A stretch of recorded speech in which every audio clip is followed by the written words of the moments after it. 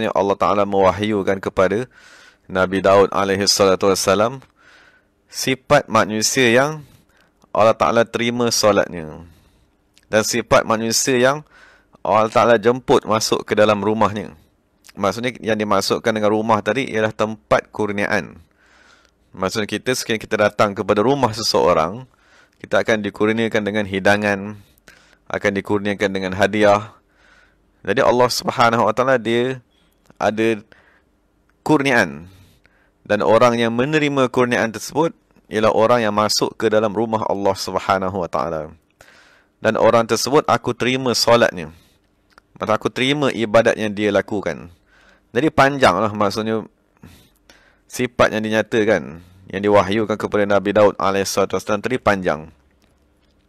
Cuma pertama sekali yang dinyatakan ialah man tawadha'a, orang yang merendah diri, li'azamati, kepada keagunganku. Jadi ini yang paling utama sekali. Maksudnya sekiranya kita solat dalam keadaan sombong, solat dalam keadaan sombong pertama sekali kepada Allah Subhanahu Wa Ta'ala. Sombong kepada Allah Ta'ala ni maksudnya dia kata dia pun seperti Tuhan juga. Sebagaimana didakwa oleh Firaun. Itu satu keadaan manusia, kesombongan tadi. Kedua, kesombongan kepada Rasulullah SAW, Nabi-Nabi dan Rasul. Itu yang berlaku kepada Iblis. Iblis sombong kepada Adam AS. Dan kadang kesombongan tadi berlaku kepada khalifah-khalifah Rasulullah SAW. Maksud Rasulullah berkata, al-ulama'u warasatul anbiya. Orang ni dia tak sombong kepada Allah, dia mengaku Allah sebagai Tuhan.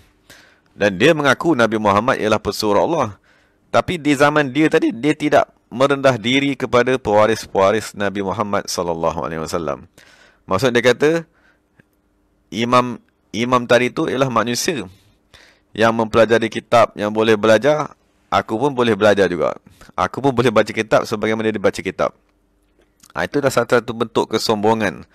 Sombong kepada wali-wali Allah Subhanahu Wa Ta'ala dan sombong kepada khalifah-khalifah Rasulullah SAW.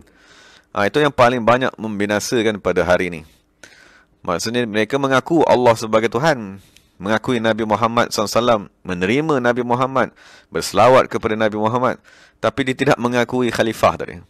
Padahal khalifah tu tadi setiap hari sembahyang dia sebut Assalamualaikum wa ala ibadillahis salihin. Setiap hari dia sembahyang, kalau tak sebut ucapan salam kepada khalifah-khalifah Rasulullah dan kepada semua wali-wali Allah, orang-orang soleh, maka solatnya pun tak diterima. Jadi sekiranya kita hanya merasakan tawaduk tu kepada Allah dan Rasul, dan kita tak mau tawaduk kepada kekasih Allah di setiap zaman, maka tak diterima juga sifat tawaduk tadi, tak sempurna lagi. Maksudnya masih lagi dia menyimpan sombong di dalam dirinya. Jadi kesombongan itulah yang ditakuti, yang menyebabkan solat tadi tidak diterima.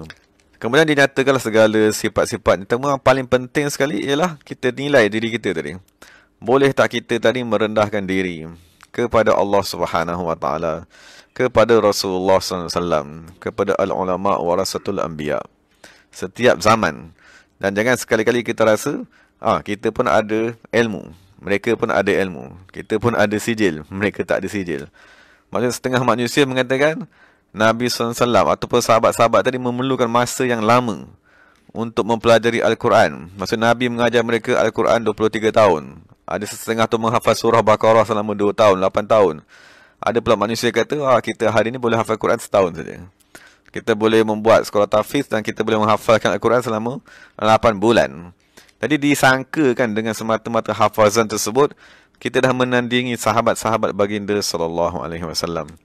Jadi itulah kejahilan dan sombong yang dicampakkan sedikit demi sedikit oleh syaitan ke dalam hati manusia. Kesombongan kepada ibu bapa sendiri, kesombongan kepada kawan-kawan, kesombongan kepada ahli keluarga sendiri, kesombongan kepada isteri, anak-anak dan seumpamanya.